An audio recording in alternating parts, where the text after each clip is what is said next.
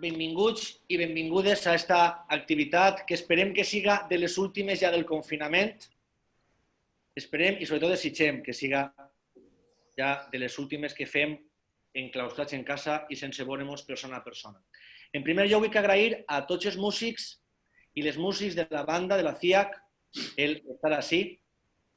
En segon lloc, a la junta directiva també, perquè ha sigut molt fàcil, ho fica les coses molt fàcil per a realitzar aquesta activitat.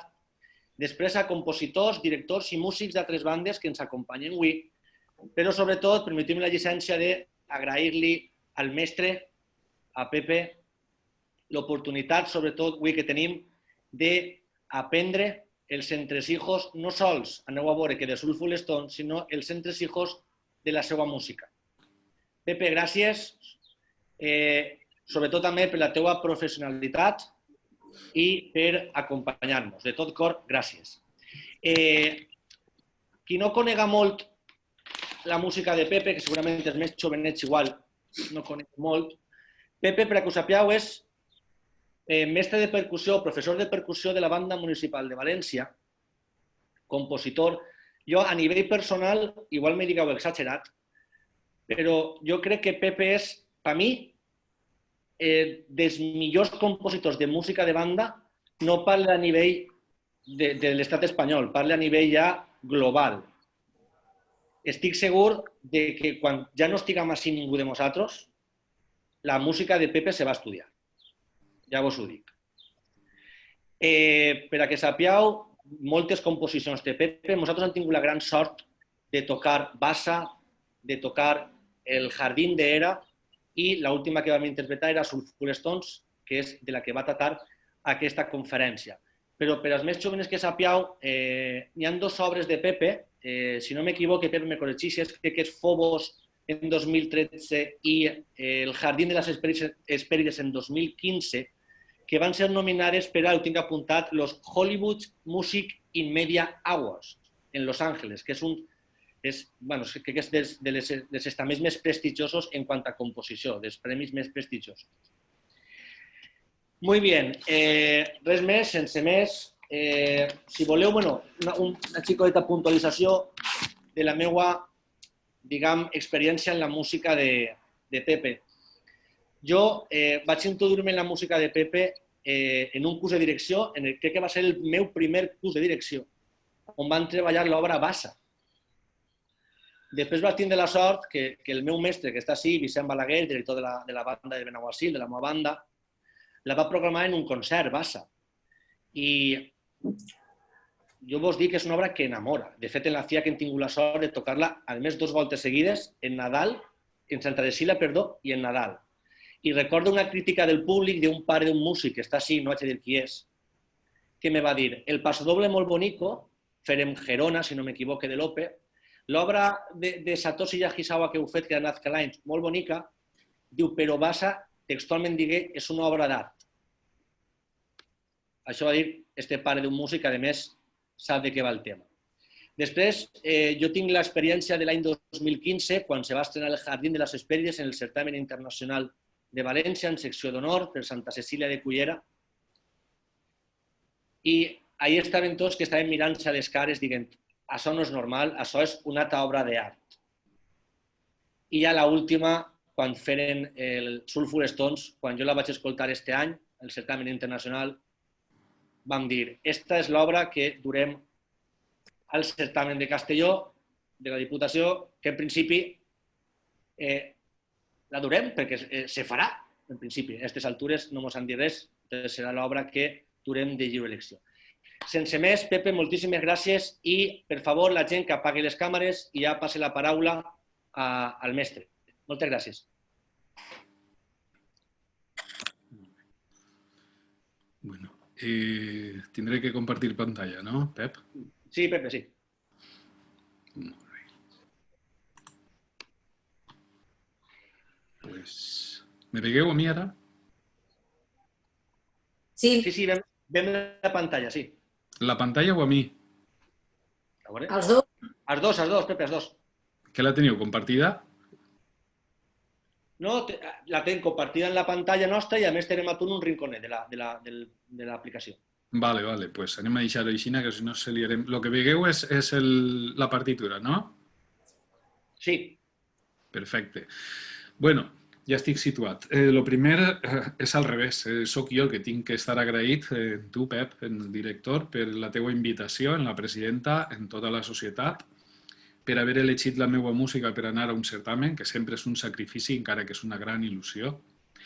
I, per supost, a totes les persones participants, músics, per utilitzar una part del seu temps i de la seva vida, pues, això, escoltant el que tinga que dir i escoltant la meva música. Per tant, l'agraït sóc jo en vosaltres. Com que moltes gràcies a tots per estar ahí. I això és la primera. La segona, anem a entrar un poquet en el que seria Soulful Stones. La peça fou un encàrrec d'una banda suïssa per a participar en un certamen internacional que es fa cada 2 anys en Europa, que és el Certamen Europeu de Bandes de Música. Se me va encarregar en 2017 per al certamen de 2018 que se celebrava en Brussel·les. I esta banda representava pues, això, a Suïssa, com he dit. No? Em va reunir en Barcelona el director, Blaise Héritier, i ells havien guanyat en el certamen nacional de bandes de Suïssa en el Jardín de les Hespèrides. Per tant, ja me coneixien i tenien el gust d'encarregar-me una peça que fora similar. Jo li vaig dir que lamentablement no sé fer dos peces similars. Per tant, si volia el meu estil sí, però tenia que ser el que isquera, no? Que ni jo mateixa sé moltes vegades el que va eixir quan te fiques en una nova situació. El tema va ser que no n'hi havia res concret i al final vàrem dir, no sé, vols un tema sobre alguna temàtica suïssa, alguna temàtica espanyola? I l'home pues, tampoc ho tenia molt clar, perquè volia deixar-me la llibertat que realment pues, me podia donar aquesta satisfacció, no? de buscar allò que necessitava. I per tant, al final me va vindre al cap, i ell ho va acceptar fantàsticament bé, el tema de treballar sobre un tema de Gaudí, perquè jo, com alguns a lo millor coneixen, doncs he viscut diversos anys en Barcelona i justament ara, quan vos fas a la presentació del PowerPoint, vivia a una manzana, que se sol dir, de la mateixa Sagrada Família, i ahir vaig passar 6 anys. Per tant, era una temàtica superatractiva per a mi, i la veritat és que era superatractiva per a ells també, no? Perquè són edificis molt, molt coneguts i molt atractius per a la gent. Bueno, d'Antoni Gaudí, què tinc que dir jo que no sapigueu vosaltres ja? Un arquitecte ja no dels millors, sinó per a molta gent seria el súmum de l'arquitectura, no? És un segell molt particular, tan particular que crec que no n'hi ha pràcticament massa gent com ell, encara que probablement descobriu coses que estan un poc amagades i això ens fa veure que tots tenim possibilitats, d'emerger un poquet d'on estem, no? en l'aspecte creatiu. Per tant, començant en que ell era una persona que naixia en 1852. Va néixer en 1852 i va morir en 1926. Penseu en la franja que estic parlant, 1852-1926, una època en què estava en pleno apogeu el postromanticisme. Naixia en 1864 Richard Strauss, per exemple, per l'època també naixia Mahler. Als pocs anys, ja al principi del segle XX, tenim l'impressionisme. Al mateix temps que tenim l'impressionisme, tenim uns anys després l'expressionisme en contraproduent en l'impressionisme. Al final de la seva vida, en el 1926, uns anys antes, va sorgir el surrealisme, i que estava basat també en el dainisme, i també en contra d'aquesta corrent artística pues, estava el positivisme. No? Vull dir jo, n'hi ha una quantitat tan enorme de camins creatius que en l'arquitectura pues, tinguérem la gran sort de que mos aparegui pues, Antoni Gaudí. No? Ell naixé se diu que en Riudons, que és un poble que està al costat de Reus, o en Reus, no està molt clar, perquè no n'hi ha documentació del seu naixement i dels primers anys, però sí que és de veres que el varen batejar en Reus. Ell era d'una família acomodada, empresaris, i va marxar a estudiar a Barcelona, arquitectura. Les seues característiques se poden dir que va començar en el neoclassicisme, millor dit, perdoneu, en el neogòtic, i d'ahir va derivar ja al modernisme orgànic o naturalista, no? Que són les formes del modernisme de l'època, però en totes les formes d'animals o d'integració dins d'una estructura de la natura. I això va ser una característica, a més de poc usual, encara que no única, molt visual. L'ús del trencadís també se li atribueix a d'ell, encara que el trencadís en realitat, i jo pense, com molta gent que viu de l'arquitectura, que és una derivació molt clara de lo que és l'antic mosaico que hi ha en l'art cretense i després en el grec i en el romano s'utilitza moltíssim, no? Ell fa un ús molt particular, però no deixa de ser una derivació, igual que veurem que n'hi ha figures que coincideixen en cultures de l'Orient Pròxim, també. Vull dir, n'hi ha moltes influències, encara que ell crec que no va viatjar a aquests llocs, però tal vegada aquesta informació el va influenciar molt més, no? Bueno, aquesta seria la introducció de l'encàrrec i de lo que seria Gaudí. Com ha acabat l'obra en el tema de l'encàrrec crec que m'ho reservo un poquet per al final, perquè així queda tot ja un poquet més ensamblat en el lloc i veureu que tot se situa en cada punt. La meva idea era fer aquesta xicoteta presentació, un exercici que normalment quan ho faig en presencial li dona un poc de relax a la situació perquè així tot el món participa un poquet, encara que no teniu que ensenyar el vostre exercici, però sí que és de veres que podeu identificar-lo en les propostes que jo vos dono, no?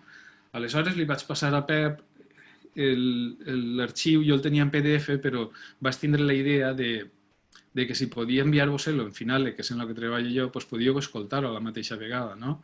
Me digué que molta gent, potser el que treballeu és en Sibelius i així no ho vam repartir.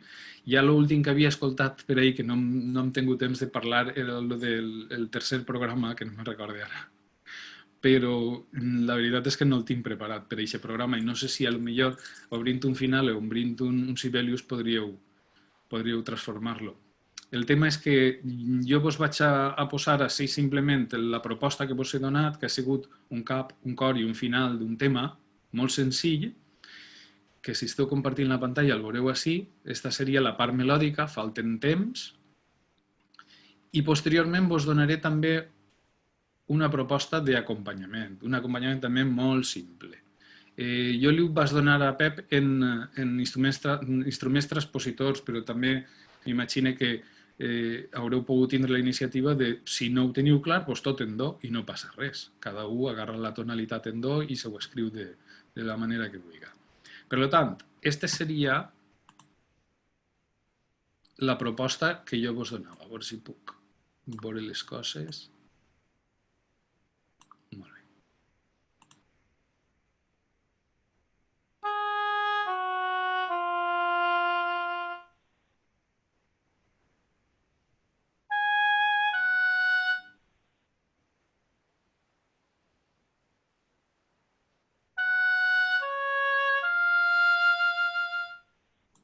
Molt bé, ja teníem la proposta ahí. Els punts que han sonat van estar encara encasillats en totes les propostes que jo vos vaig a oferir. Simplement he intentat relacionar una primera proposta en un compositor conegut, una segona proposta en un altre compositor i la tercera seria la que jo donaria com a meua, no? Si algú ha tingut temps o gust de fer un exercici, el que pot fer és simplement comparar el que podria haver, no? Primera proposta.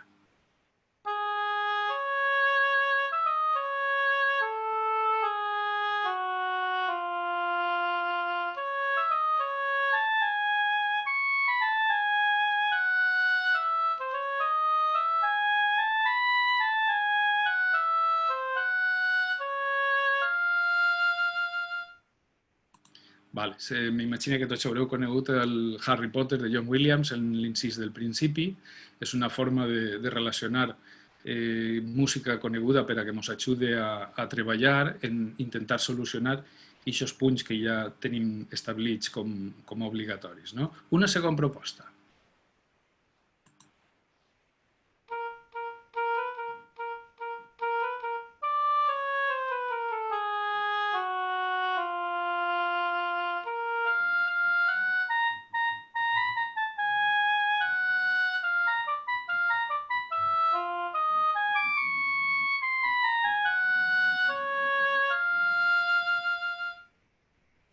Molt bé. En aquest moment el que he intentat és oferir una situació pareguda a un altre compositor conegut, per a mi molt influent, com podria ser Sostakovich, per exemple.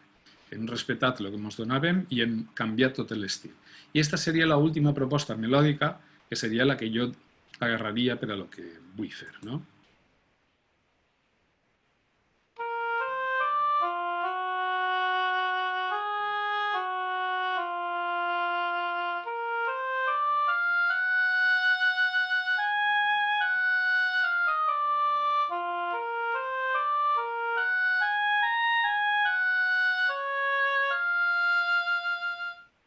Com heu pogut veure, doncs no és tan complicada, és molt més simple, molt més senzilla i me serveix per a el que us vull proposar al final. No?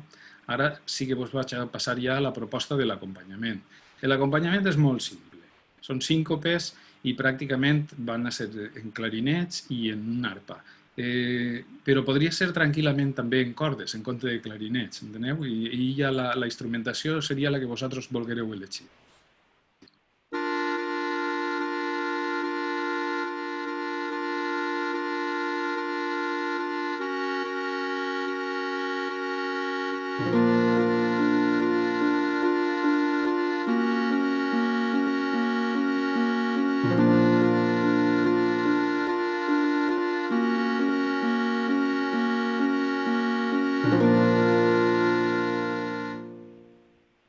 Com heu vist, és molt simple. La primera proposta estava en re bemol, la segona proposta estava en si bemol i així tenim la proposta també en si bemol que va passant a sol bemol. Dos acords a soles, dos acords. I ara l'únic que anem a fer és juntar la melodia que havia proposat jo en l'acompanyament i ficar un xicotet contrapunt en el fagot.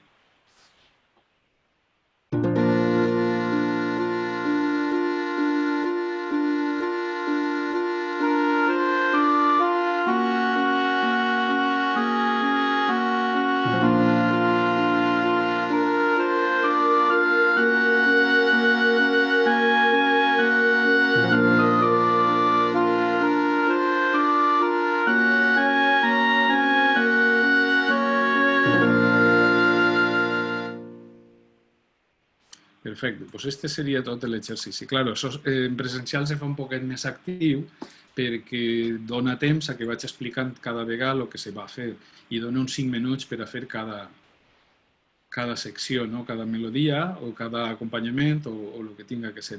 És interessant i al final a la gent acaba agradant-li prou perquè al ser un temps reduït viviu l'experiència exacta de lo que és fer una obra per encàrrec. Entonces, en 15 o 20 minuts resulta que teniu que solucionar una sèrie de problemes i de papeletes i teniu que traure tot el que teniu dins. I aquesta seria la finalitat d'haver fet aquest exercici. Si vosaltres no l'heu fet i voleu practicar-ho, doncs sempre estaria bé.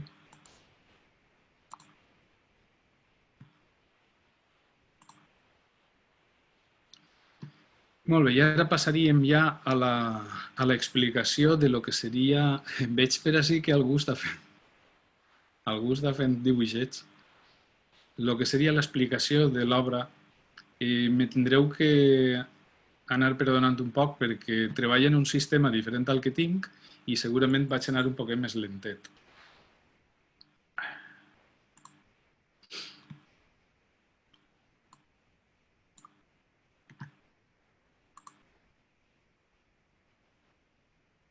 Pep m'ha explicat que vosaltres no toqueu tota l'obra, però jo vos la vaig explicar tota perquè el concepte és un englobat, encara que l'obra està preparada per a tocar-se seguida, per a tocar-se per moviments o per a tocar els moviments que vosaltres cregueu, conforme ho esteu fent vosaltres. No? El primer moviment són les pedres fumejants, smoke stones, Se trata de descriure al principi aquestes formes abstractes, exactament què és el que, quina sensació musical podem apreciar quan veiem una cosa com aquesta. L'edifici en concret és la Casa Milà, que és coneguda en la Pedrera. Està situada en el Passeig de Gràcia, que és des de la plaça Catalunya, un passeig molt gran i molt important que va cap a la muntanya. La Casa Milà està catalogada de modernisme naturalista, integrat en el que seria la natura, i està construïda de 1906 a 1910. Aquestes formes abstractes, que són, com podeu veure, balcons, a mi m'inspiraren per a, no sé si ho podreu veure a l'estar un poquet xicotet, m'inspiraren per a fer un principi un poquet complicat d'assumir. Per exemple, en este registre de les flautes, que és prou greu i prou oscur, són glissandos de llavi. Una cosa que normalment els professors de flauta solen dir que n'hi ha que intentar evitar moure la postura de la flauta, però a mi m'interessava i era un efecte molt, molt concret i molt, molt atractiu. Les trompes, en butxer, però com podreu veure, estan molt per baix del pentagrama i són unes notes que arrastren molt. També és de veres que n'hi ha molts trompistes que me diuen que no se sent quasi el butxer, entonces prefereixen ficar la sordina. A mi me valen les dues coses, però tingueu en compte que realment en una tessitura com la que tenen les flautes, el que m'interessa és que siga la veu principal. Per tant, això és un efecte que està molt amagat. I me passa el mateix en els trombons, que tenen unes notes molt greus i, a més, tenen la sordina Harmon. De fet, en el WASB de Bunyol de l'any passat, quan vingueren, n'hi hagué, me contava l'editor que tenia les partitures exposades, que va passar un director asiàtic per allí, va obrir la partitura i quan va veure la tessitura va dir una nota d'esta dimensió en una Harmon, això no va sonar, per tant tanca la partitura i no vull ni continuar mirant-la. Me refereixo que n'hi ha reaccions molt diverses a les situacions que se proposen, no? Jo tinc la característica de fer una instrumentació prou extrema, el que vol dir que és prou difícil, no? Què passa en la presentació? Pues que els colors vull que siguin molt diferents. Per tant, així tenim inclús una proposta de didgeridoo, que és un instrument australià que fa un so rotatori i que ens pot enriquir molt també el color de lo que estem utilitzant. 3 pilars és el que van a sumar, com veieu, 3 acords, enllaçats per 3 efectes, un oscur, que serà un timbal en una superbol. Una superbol normalment explica que no és la final de futbol americà, sinó és una boleta que n'hi ha que s'arrastra sobre un instrument de percussió, pot ser un bombo, pot ser un timbal o pot ser un tam-tam, per exemple. El segon enllaç seran glissandos de trompetes en sordina i el tercer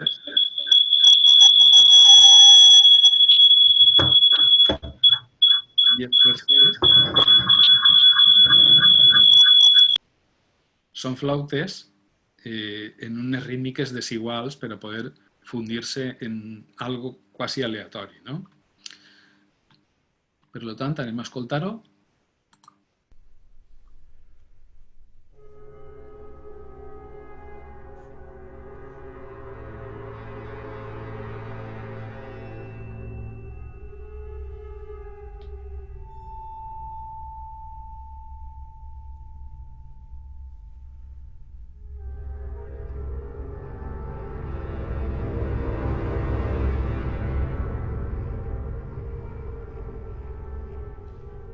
Descriu els balcons.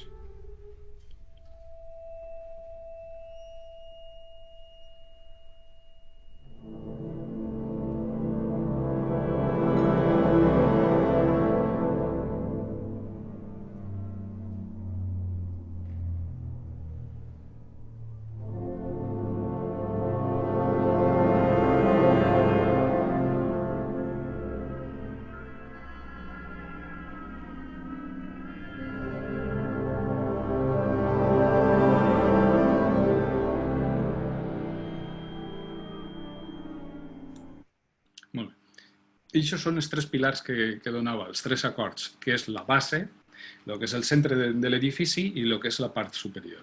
Aquesta seria la base i així tenim el centre i la part superior. I aquests tres acords denoten les característiques diverses de l'edifici. Com heu vist dalt, hi ha una espècie una mena de ximeners, de fumerals, i jo els denominaria guardians, no? I aquests guardians són els custodios de l'edifici i van a tindre un tema propi, que va ser el que jo denomine les 3 As, que és l'acord arpeggiat ascendent, el teniu així. N'hi ha instruments que se queden pràcticament estables i els altres van pujant. Se desenvolupa un acord i el que dona és aquesta sensació de riquesa harmònica. No? El motiu conductor de tota l'obra van a ser diversos temes relacionats amb paraules, però sobretot el que més va aparèixer va ser el de la paraula gaudir. El que passa és que el vaig utilitzar en totes les combinacions que a mi m'interessen particularment. No? I així el tenim en una combinació en l'oboe i així el tenim en diferents combinacions, tant en els saxos com en les trompes, com en les trompetes i els trombons. Utilitza també un instrument, normalment els percussionistes coneixen el spring drum, que el spring drum és un tamboret en un moll, per això es diu spring, jo creia que era primavera, però també significa el moll, i buscant nous sons, al final vaig decidir per a veure si podia construir un que fos enorme, però clar, el moll tindria que ser tan llarg que no podia mantindre'l, tenia que rosar en terra. Per tant, vaig construir un que anava des d'un bombo flotant fins a un suport de plat suspès i n'hi havia que tocar-lo en la part del nodo, que és el més proper al suport de plat, i donaria una sensació més profunda i més agressiva, tal vegada, no? Així vos ensenyo l'instrument i per si algú té algun dubte, sona així.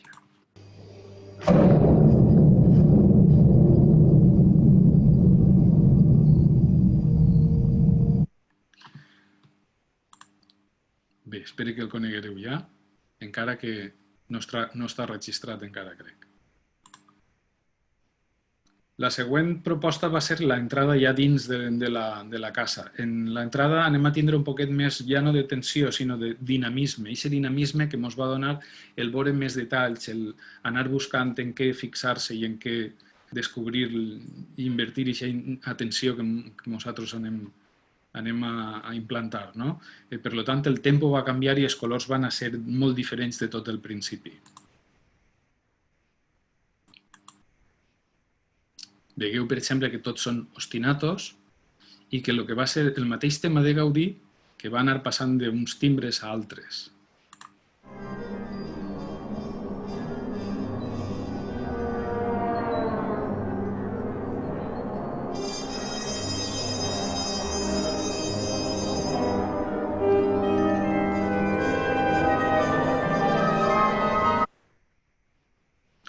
El mateix tema que va passant, igual el faig en do menor sèptima, que el faig en do menor novena augmentada, que el passem en mi bemol novena. Al final sempre acaba sent un do que acaba convertint-se en un do menor onceava augmentada, però se fusiona tot i acaba donant el mateix tema en diferents colors.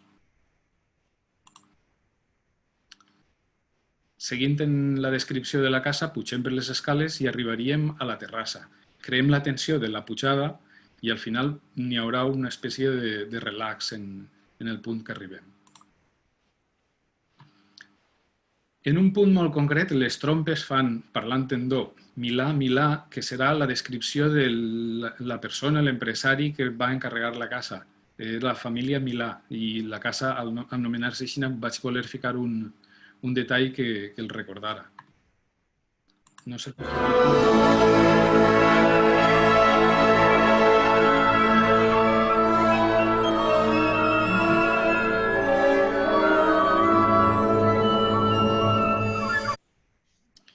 Arribem a la terrassa i entonces ja arribem a veure els fumerals que en realitat són els guardians, custodios de l'edifici. Uns guardians molt particulars perquè sense haver viatjat a aquest país molta gent diu que coincideixen en algunes estructures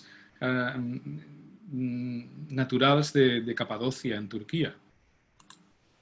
I com hem vist al principi, he intentat introduir allò de l'acord arpeggiat ascendent, que seria el que descriuria el propi guardià. No? L'anem a tindre així, primer en els metalls i després l'anem a passar a les fustes. Este seria el passeig sobre la terrassa i l'únic que intenta és que cada vegada que apareix que siga un poc diferent colorísticament. No?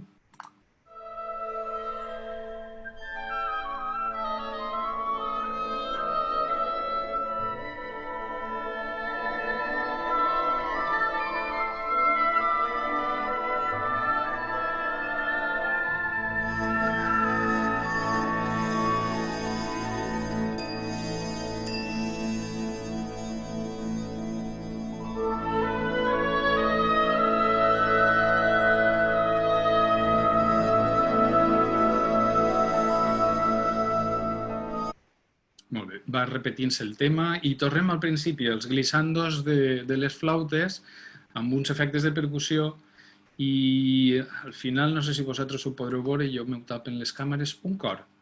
Simplement acabem este moviment amb un cor de veus, cantant un acord major i una quarta augmentada ficada dins.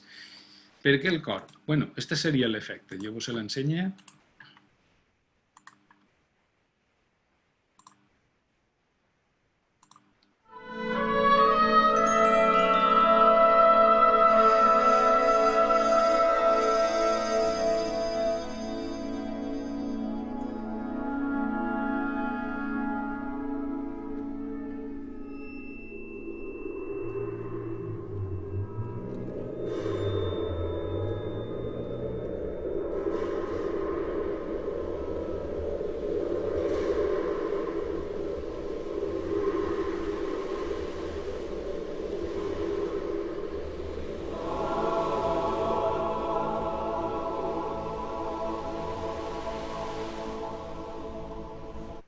Bé, hem vist que aquests xics inclús canten bé també i tot.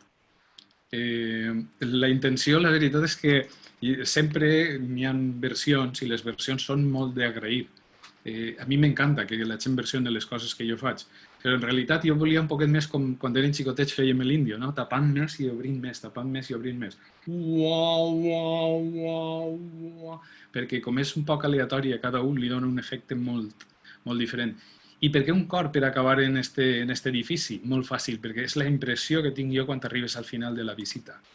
Tens una terrassa on estan totes les boques obertes com si cantaren en un cor. I aquesta seria la descripció que jo faria de la Casa Milà.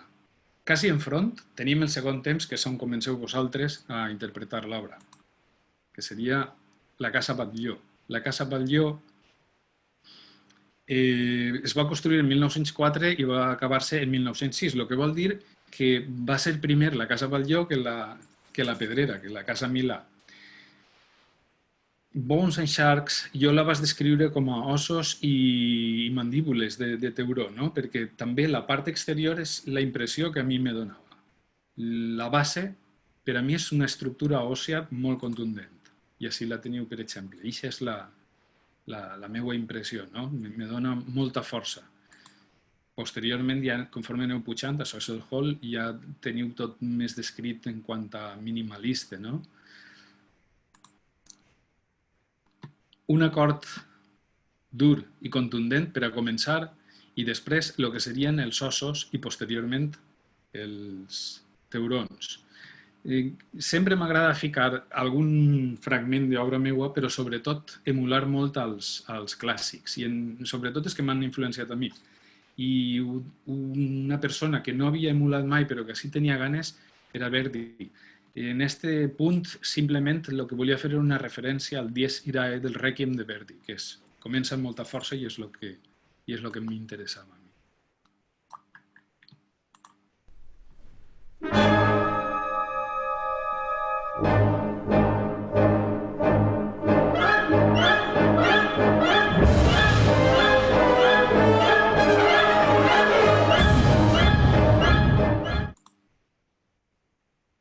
Aquesta seria la sensació que me donaria a mi. És molt abstracta, cada un pot tindre la seva, però com soc jo el que escrivia l'obra, soc jo el que descric aquestes impressions, no? I això serien uns taurons per a mi en uns ulls enormes i una boca que seria la que donaria l'agressivitat a la casa.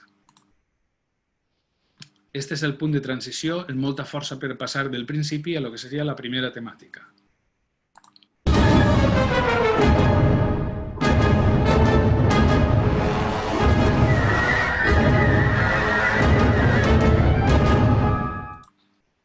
I quan ja tenim la primera temàtica, tornem a lo que havíem fet en la primera descripció, en el primer edifici.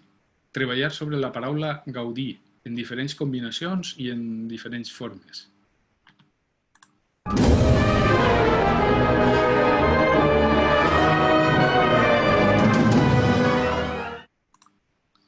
Com us havia dit abans, igual que emule als grans compositors, també fica alguna part d'alguna obra meva, que m'agrada sempre donar aquest segell, no?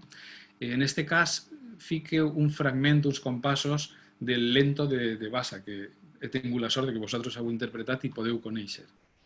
Vos indico exactament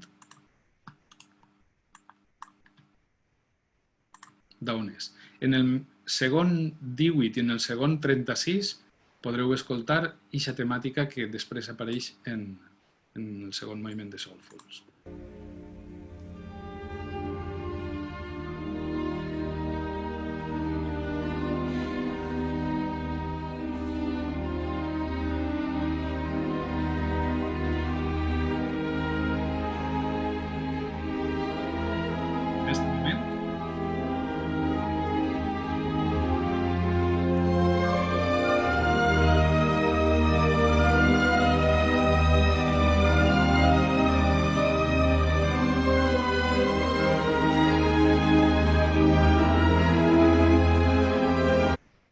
Doncs així seria el punt en què jo faig una referència a aquesta obra. Uf, que desastre. Perdoneu-me, però se m'ha canviat tot de puesto. Ahí. I encara que no dona la sensació de ser la mateixa obra, però sí, és la mateixa temàtica que n'hi ha i aquests dos compassos els aneu a intentar reconèixer.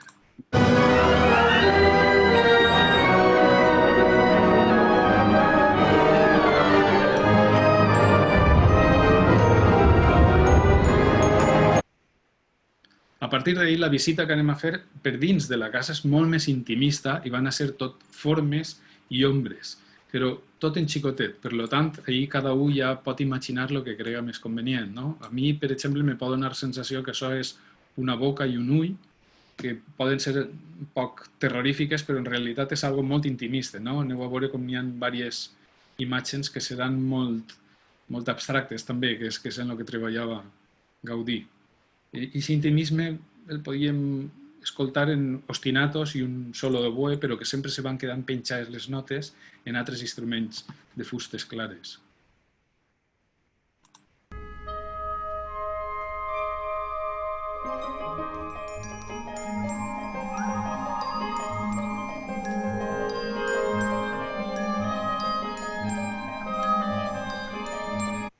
I ahí teniu aquestes ombres, inclús així podeu veure una cara en la boca i en els ulls, o unes espirals un poc, no sé, al·lucinògenes, si voleu dir-li així, i inclús formes que ens poden resultar familiars avui en dia en alguns edificis d'ací a València. El que passa que aquestes ja se van construir, com he dit, a principis del segle XX, i llocs de calefacció molt particulars, com si fos una seta en un seient, i ahir l'estufeta. Seguim treballant en el tema de Gaudí de diferents formes, és el que havíeu escoltat abans, que ho distribuïx en l'oboe i en les flautes. I el que utilitza també en aquest moviment és la temàtica de la casa Batlló, no sencera, però en el punt que a mi m'interessa.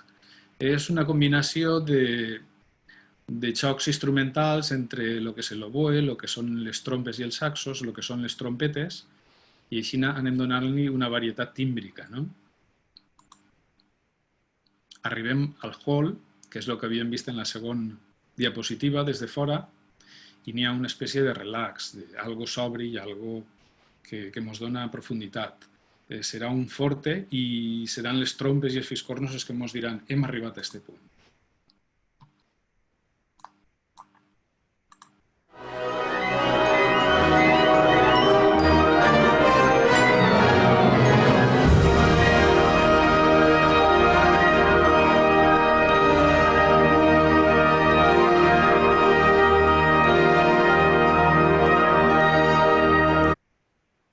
Tenim una mateixa escala, el que passa és que aquesta veieu que és molt més luminosa, més ampla, per tant, n'hi ha que crear una tensió diferent. I el que vaig a fer és com si pujàrem de grau en grau. Això ho faig harmònicament per una sèrie de terceres. Veieu que així tenim un si bemol, així tenim un re, així tenim un fa. El fil conductor va ser un solo d'oboe en companyia d'una trompa, que no sempre la va acompanyar, però que pràcticament van estar els dos a duo en la temàtica, i molta decoració en quant a les fustes blanques, igual que van haver sempre una sèrie d'ostinatos en altres instruments.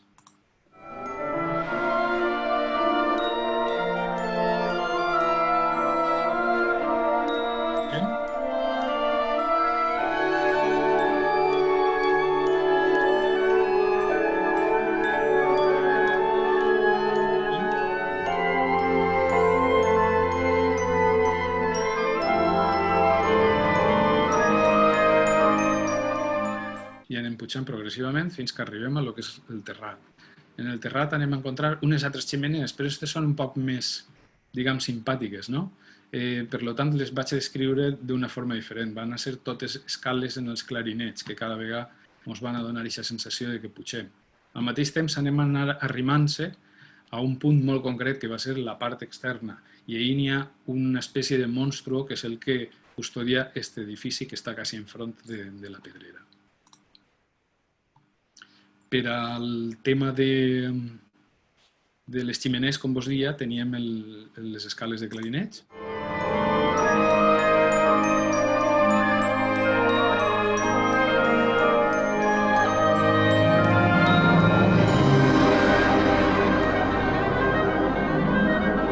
I per al tema del passeig, conforme va creant-se la tensió, perquè anem cara a un monstre, n'hi ha que donar-li molta força en els metalls que finalment desembocaran en la percussió.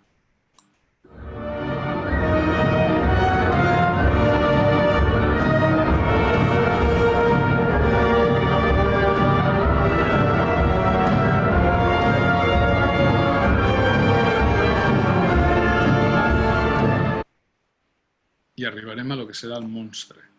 Un monstre que donaria un poc de por. Bueno, d'alguna manera jo el trobo molt amable, no? La por me dona de monstre el que han construït darrere, que és molt lleig, en tot el que podeu veure, però podríem imaginar-se en l'època, a principis de 1900, aquest edifici sense res darrere, sí al costat, perquè era una zona on hi ha cases de diferents arquitectes i totes molt creatives, però hauria de ser una autèntica meravella, veureu en el seu punt. Imagineu-se aquesta perspectiva des del Passeig de Gràcia i agarrat des del mateix punt. D'alguna manera és el que està observant-nos quan estem baix, en aquesta mirada que és la que ens va aparèixer ara.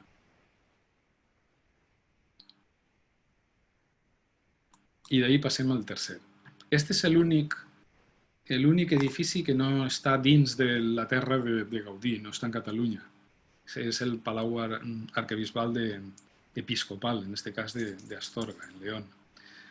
La història d'este palau, per lo que jo sé, que no soc un erudit en el tema, es va construir 1889 a 1915 i és l'únic dels que anem a parlar que és d'estil neogòtic.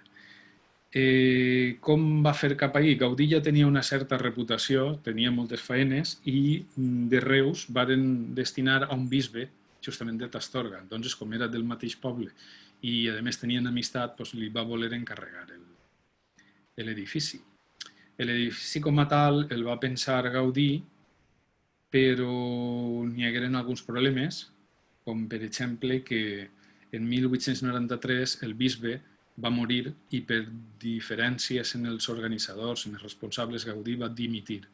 Per tant, se quedava a mitjan fer, encara que estaven tots els plànols i totes les idees, i passaren diversos bisbes i diversos arquitectes i al final no l'acaba ell. Encara que algun bisbe va intentar que tornara ell, no va acceptar i el tingueren que acabar altres persones. El Palau de Cristal el vas dedicar a Xina perquè el vas trobar molt delicat i molt sensible. Este va ser el projecte de Gaudí i com podreu veure al final canvia un poc perquè, primera, les idees van canviant perquè se doneu compte que si alguna vegada escriviu alguna cosa, la proposta inicial és una però el resultat final pot ser prou diferent.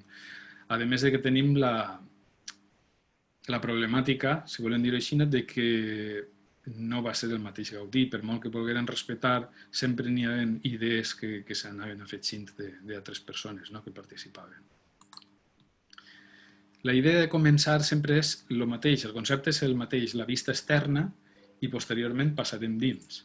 L'obra té un concepte un poc com quadres d'una exposició, és una estructura molt similar en totes les peces, però el que fas és descriure-ho.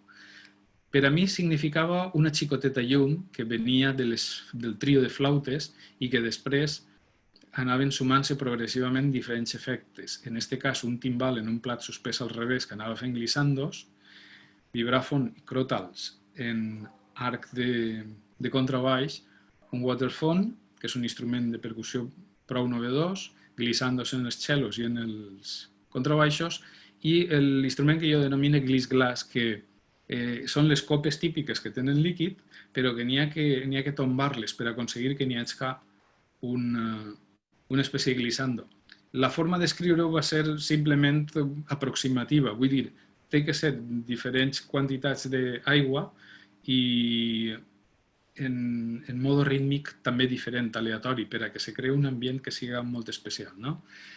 En aquest cas vaig utilitzar la paraula glaç per a fer la temàtica de la primera flauta i seguirà utilitzant Gaudí per a la segona flauta que tenim en moviment. El waterphone, per si algú no el coneix, també he tingut la precaució d'intentar buscar-vos-el i és així com sonaria.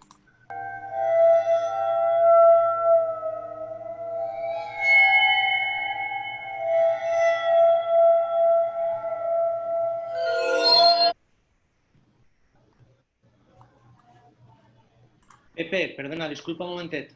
Dime. Per favor, preguem que n'hi ha algú que està ratllant el paper perquè estarà tocant el ratolí o alguna cosa. Preguem, per favor, que igual no s'ha donat compte segurament, però si pot ser que ho borre o que deixen els ratolinets que tens o els trackpads que tens o les coses que tens, per favor. Gràcies.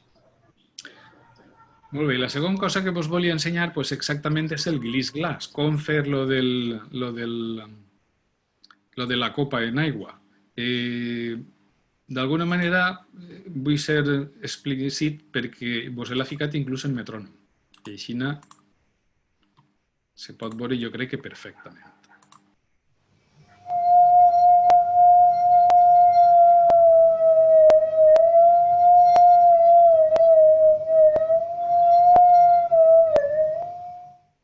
No és exactament difícil, però n'hi ha que tindre aquest puntet per a que el puguem fer sonar.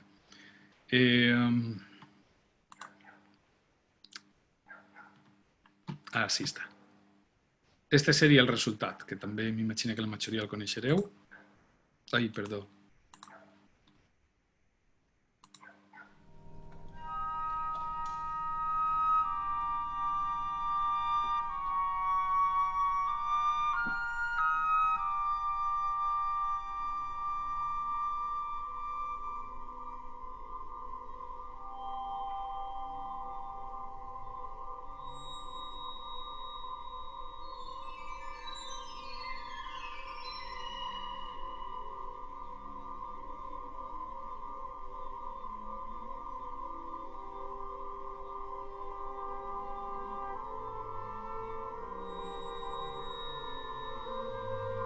I se queda com a molt xicotet. Entre la imatge final de lo que és la vista exterior de l'edifici i el projecte que n'hi havia, n'hi ha una notable diferència. Era prou més clàssic aquell, este és un poquet més de conte de fades. Molt xicotet, perquè en realitat que pareix gran, la catedral d'Astorga està al costat i és molt, molt, molt més gran que el que és el Palau Arquebisbal, no? Episcopal, sempre tinc la costum de dir. Arquebisbal. Molt bé, aquesta seria la vista externa, com veieu és tot molt diàfano, molt senzill, i el fil conductor el durien les trompes, descrivint també a travegà la paraula Gaudí. Posteriorment s'agarrarien els cellos, en aquest cas és el trombó, i els cellos tindríem així, i ens donarien aquest fil conductor. En el primer pis se trobaríem la capilla i la sala del trono.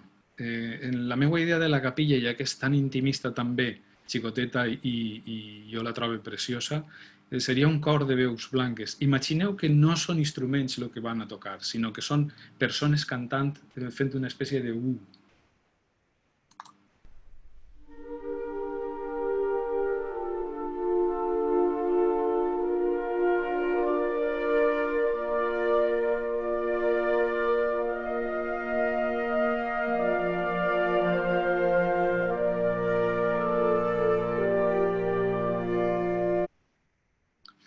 És això el que tindríem, és molt simple, serien els clarinets i els saxofons, però jo m'agrada ficar, encara que no se percibeix massa, però li dona una textura que li ajuda a muntar les flautes en un registre mig greu.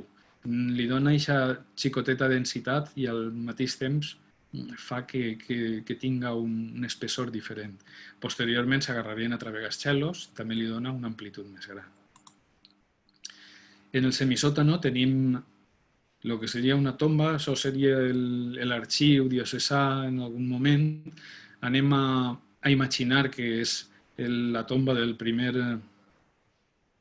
bisbe, perquè era l'amic de Gaudí i que volia fer-li un xicotet homenatge, i és el tema principal d'aquest moviment, que seria el tema religiós, perquè Gaudí, no ho he dit al principi, tenia quatre punts molt clars que li encantaven, que era l'arquitectura i la natura. Per un costat, que aquests dos els va fusionar en la pròpia arquitectura. Però per un altre va ser una persona que, encara que de jove va començar sent molt liberal d'alguna manera, no? En idees, es va tornar molt conservador i es va tornar superreligiós. Per tant, per a ell, la religió era molt important. I l'altra cosa era l'amor per la seva terra, en aquest cas per Catalunya. I el tema religiós que li volia donar jo, ja que és el Palau Episcopal, el tenim en l'oboe, en aquest acompanyament simple de clarinets i saxos també, i una arpa. M'imagino que l'haureu conegut, que és el tema que havíem treballat per a fer l'exercici.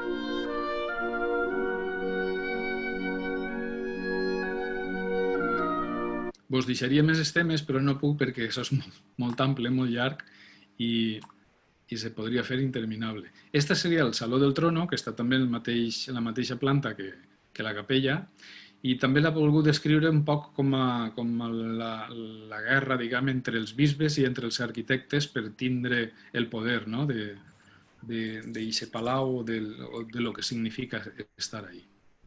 En un principi, la meva idea va ser donar-li igual les trompes, perquè és un instrument que trobo jo molt flexible, igual que les flautes, per exemple.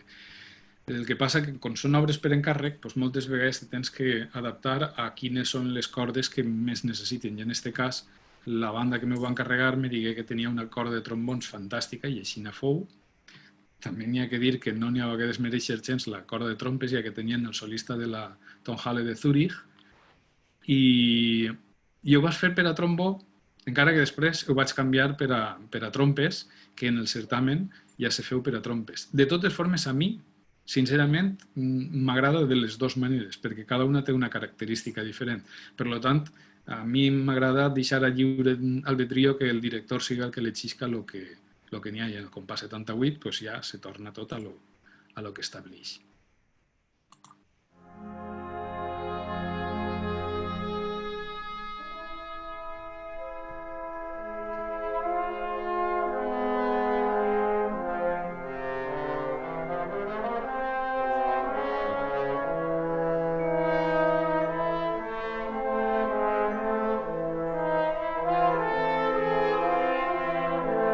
I per acabar, m'agradaria descriure en el tema principal que havíem presentat en la web el que seria la immensitat intimista de lo que és el techo de l'edifici. No?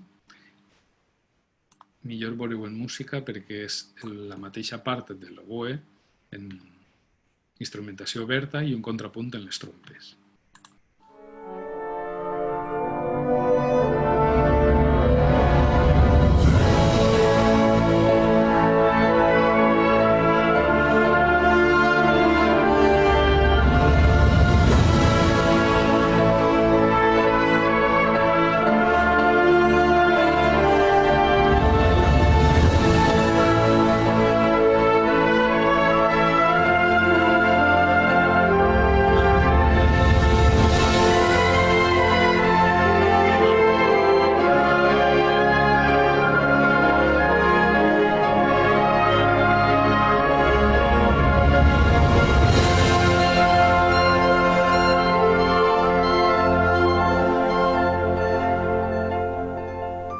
No sé si algú ho ha percibit, però este final en les trompes és un altre guinyo a un compositor clàssic, en este cas és a Wagner, en la llamada que diuen del solo de trompa de Sigfrido. Pom, pom, pim, pom, pom, pim, pom, pim, pom. Però al mateix temps, si ho analitzem, és el mateix tema que gasta en el tutti final del Capvespre dels Déus, el ocaso de los dioses, en aquesta òpera que té també, no? Pom, pem, pim, pom, pom, pim, pom, pim, pom. Doncs coincideix la temàtica i volia fer d'alguna manera un xicotet homenatge. Molt bé. El Jardín de las Almas, The Garden of Souls. Este seria, tornaríem a Catalunya i seria un parc en compte d'un edifici, en el que n'hi ha incluïts edificis. També vos explica un poc per damunt tot el moviment, encara que sé que vosaltres aneu a la part final, perquè considere que té el seu interès. No? El Parkway va ser una espècie d'urbanització d'alto standing que va fer Gaudí perquè el Conde Güell, un gran empresari que a més tenia molta amistat en ell, va voler fer la part de dalt en la muntanya que n'hi havia en Barcelona. Estava soles i estava pràcticament tot per construir. No? Entonces van construir 60 viviendes d'alto standing, de les 60 se'n van vendre 2 a soles, una la va comprar Gaudí i l'altra un amic d'ell que era abogat. No tingué gens d'èxit perquè per el moment social que es vivia era caríssim i a més n'hi havia conflictes també que políticament no interessava a lo millor anar-se en perillos derroteros, però el tema és que a la mort de Gaudí en 1926 la família va vendre la part que tenia i entonces l'Ajuntament de Barcelona ho va comprar i es va convertir en parc públic. Sí que és de veres que tot és molt bonico, però que si teniu l'oportunitat és que no el conegueu d'anar, és una autèntica preciositat. I això seria l'entrada. Imagineu-vos que entonces Barcelona estava molt lluny, ara està ja tot apegat, està dins de la mateixa ciutat, i jo veig com a cases sèlfiques se diu que va estar influenciat perquè a principis de segle, en aquest moment, estaven en el Liceu, estaven el teatre d'òpera, estaven representant Hansel and Gretel i tenien un decorat que tenia certes similituds i entonces ell se va basar en tot això. Serà el primer que descriuré en aquest moment, en una espècie d'impressionisme en quant a flauta, clarinet i efectes en arpa, piano i percussió.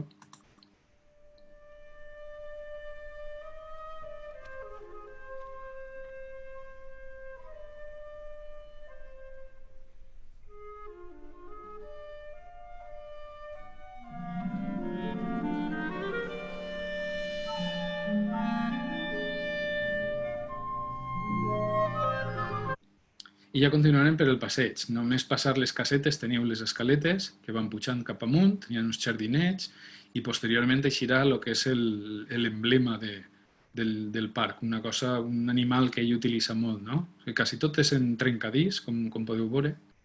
Això seria una dansa i aniríem pujant les mateixes escales. Utilitza clarinets i flautes pràcticament.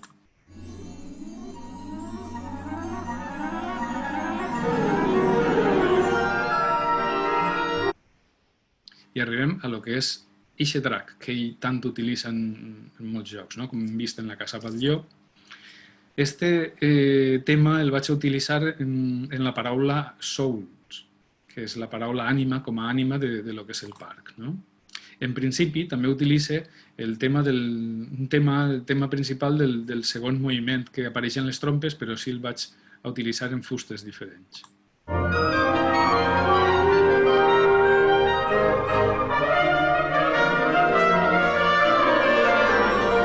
Totalment canviat d'aquelles trompes, així és una trompeta i uns instruments de fusta i pareix totalment diferent.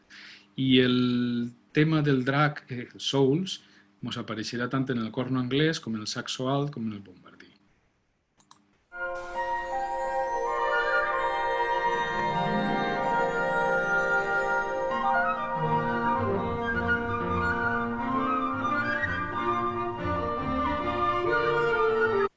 Com haureu pogut veure, quasi sempre les característiques de molta decoració en les flautes, molta decoració sempre en les fustes clares, no? Se repeteix diverses vegades, va modulant. Utilitza també per a les fonts el que seria el final de la temàtica del Tutti de la Mañana de Peer Gynt, de Grieg, que com vos he dit sempre m'agrada fer referències a clàssics. I arribaríem a la sala de les columnes. A veure, que ja se m'ha desaparegut. Perfecte. La sala de les columnes. Així li dona uns acords com a columnes en el que serien els metalls. I posteriorment faríem una espècie de passeig per el que serien els viaductes. Podem interpretar-ho com nosaltres cregam. Jo he intentat fer algo que inclús alguna família és la que es descriu per ahir com si el pare parlara, el fill o la mare, un solo de tuba, un solo de trombó, un solo de trompeta.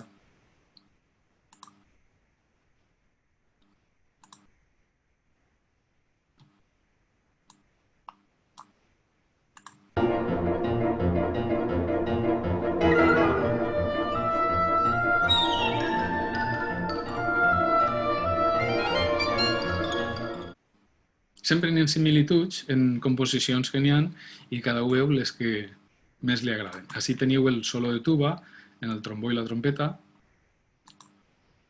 i canvi de temàtica.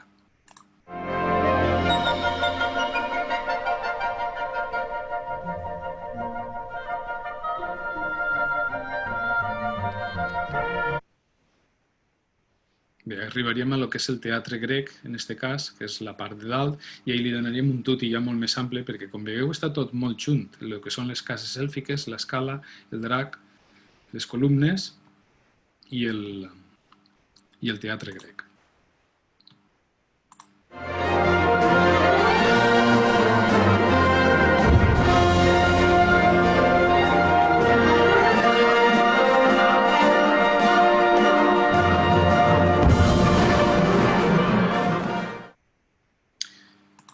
Molt bé, i així s'acaba el quart moviment i l'últim, que és el més conegut de Gaudí i l'inacabat d'ell, que és la Sagrada Família. La Sagrada Família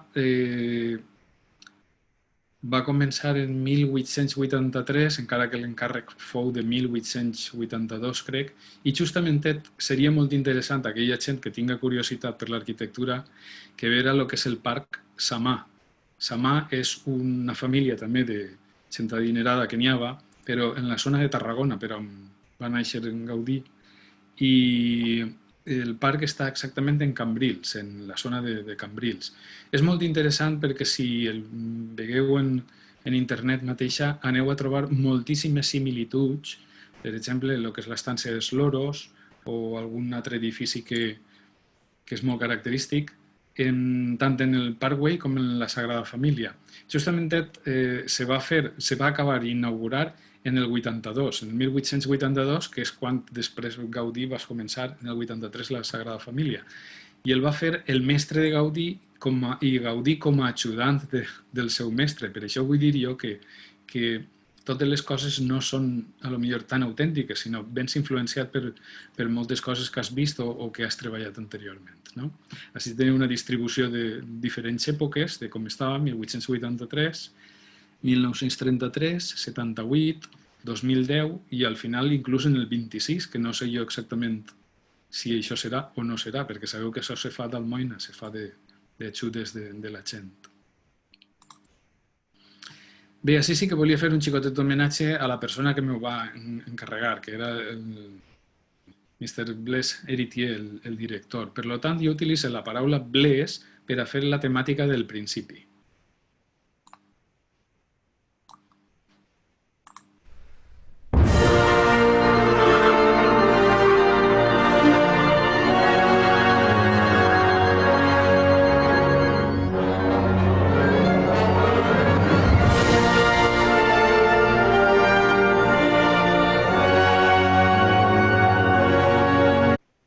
És el que tocava, no? Tindre una presentació enorme i grandiosa perquè és un edifici que la veritat és que impressiona moltíssim.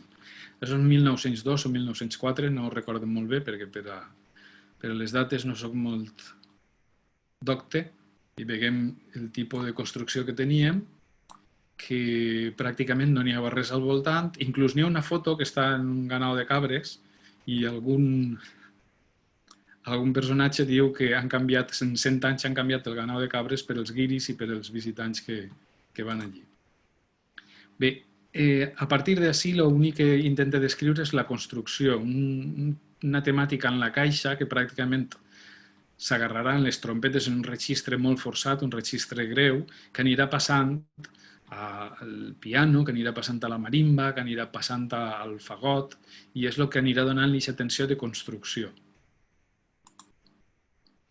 Arribem a l'esperit del propi Gaudí. Ell fica tot la seva ànima en aquest edifici i per això vaig construir un solo de cello, perquè realment a mi me dona la sensació que la vida de Gaudí és un poquet trista, no? És una persona que vivia en la casa del Parkway, en son pare i en una neboda, però ell realment arriba un moment en què diu que se li mor la neboda primer, després se li mor son pare perquè sa mare morí relativament jove i diu que no té amics, s'han anat morint quasi tots, no té família, no té encàrrecs perquè al final se veu agobiat per tot el que fa i que pràcticament està soles. Entonces va dedicar-se en esperit i en cos a lo que és la construcció de la Sagrada Família. I per això, d'alguna manera, n'hi ha que donar-li un sentit.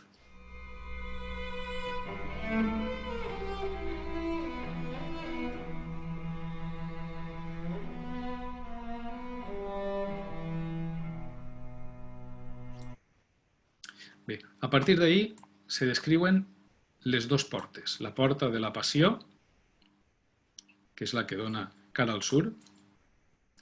Esta la vaig fer en uns acords de metal primer, diguem, més simples i després la característica és que li fiquen meses greus per a que tingui amplitud i els passa en contrast a les fustes, però perquè no sigui tan brusc li deixo els greus i després progressivament li els vaig llevant. No?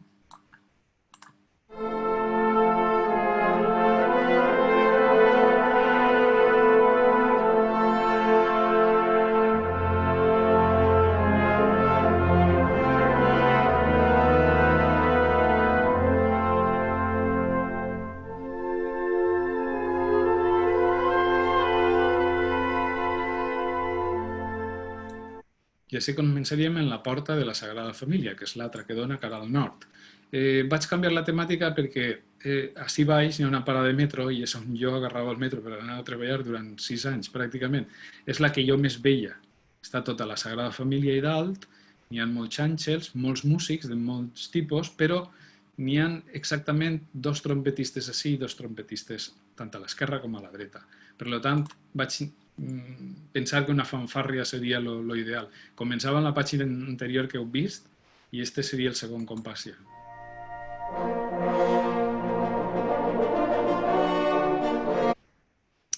Perdoneu.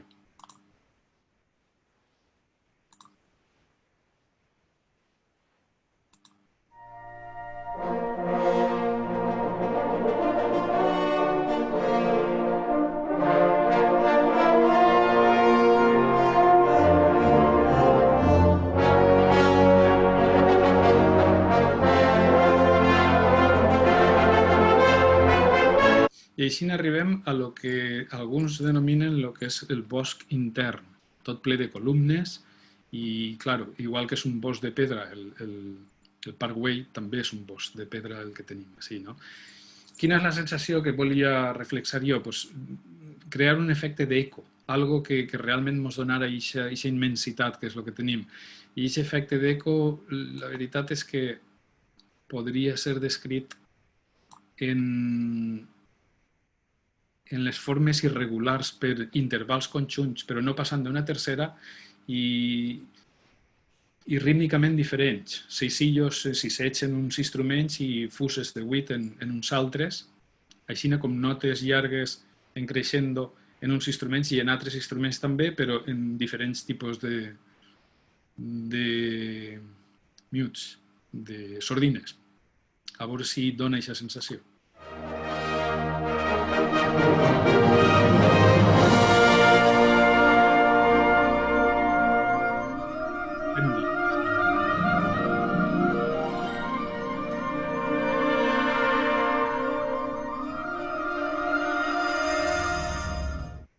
És la sensació d'eco que volia donar a entendre.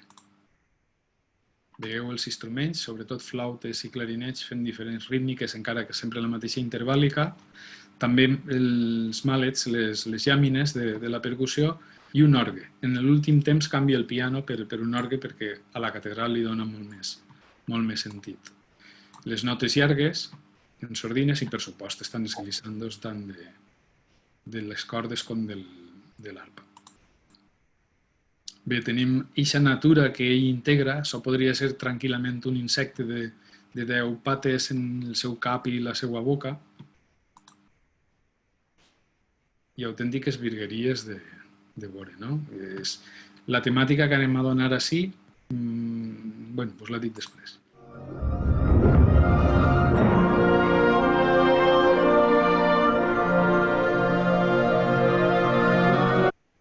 Esta és la temàtica. Notes llargues que al final venen donades pel mateix tema religiós que havíem presentat en el tercer moviment, en el solo d'oboe.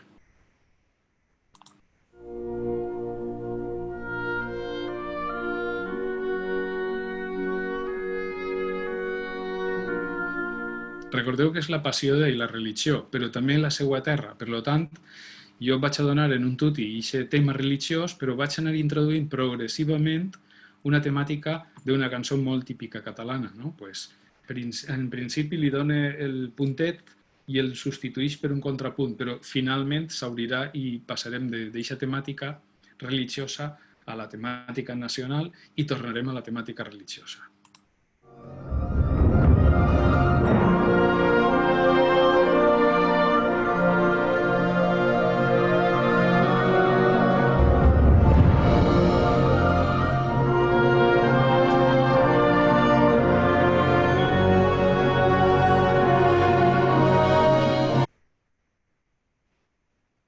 Una de les vistes, totalment integrar la natura en l'edifici.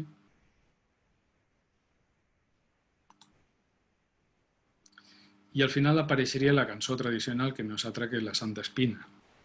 En aquest cas us puc ensenyar també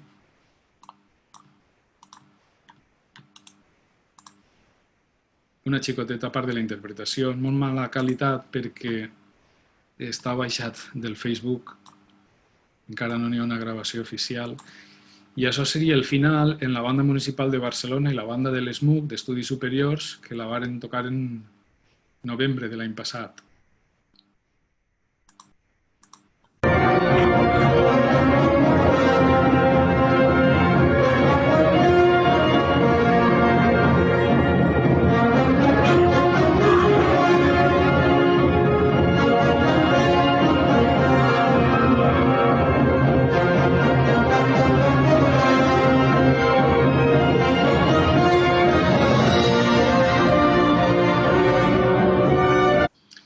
eixa seria la temàtica religiosa que tornaria a aparèixer. Se va estrenar en el Palau de Belles Arts de Brussel·les el 26 de maig de 2018, encara que havien fet un preestreno en Zúrich la setmana anterior, el dia 20. El que passa que el preestreno va valdre per a canviar algunes cosetes i intentar millorar-les, com se sol dir. Un palau molt interessant, la veritat pareix xicotet, però caben 2.000 i pico persones, el que vol dir que... I és antic, és de principis de segle XX. Volia aprofitar, ja que estava així, no és un merchandising, però sí per a molt ràpidament donar a conèixer algunes coses posteriors que he fet. Nèmesis la vaig fer en el mateix procés, en el mateix any, del 17 al 18, i va ser per a la Santa Cecília de Cullera. Les vaig fer les dos paral·lelament, i la veritat és que és una botxeria fer dues obres aixina, perquè te ho passes molt mal encara que després pugues disfrutar-les, no? Se va estrenar en el Palau, en el certamen, i ahí teniu una representació visual de la quantitat de gent que n'hi havia, així com sonava d'esta manera en un punt concret.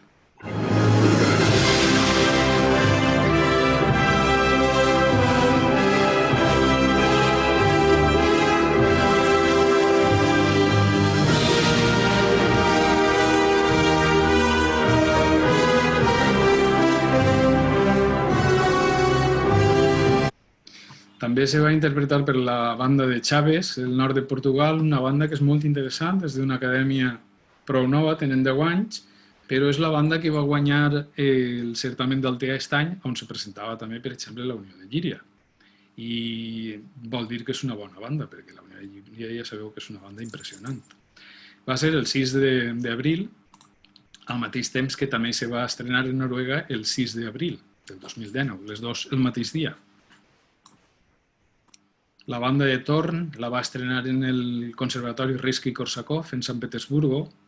No sé si podeu veure-ho bé, però està estipulat així, Nèmesis, metàfora sinfònica de José Sunyer Oriola. S'entén perfectament. I això ja va ser el 30 d'abril. I el 30 de maig van fer l'estrena en Holanda, els mateixos. L'últim encàrrec que vaig fer va ser Aulos, per a una banda suïssa molt particular, que si tenim temps ja parlarem d'ella, i és una sinfonia de música pura, no té res descriptiu i simplement és estructural. Té 4 moviments clàssics i jo crec que és més clàssica, de lo més clàssic que he fet últimament. El mateix director de la banda de Simnen, que és els que ho feren en Brussel·les, i és esta banda. Encara que pareix xicoteta, la veritat és que enganya molt perquè és una superbanda. I això sonaria així també.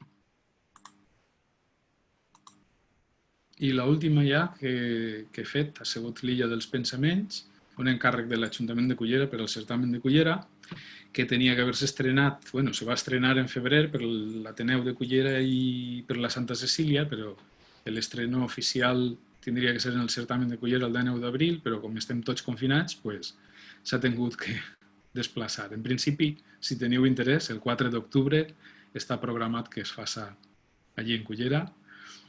Participaran 3 bandes i,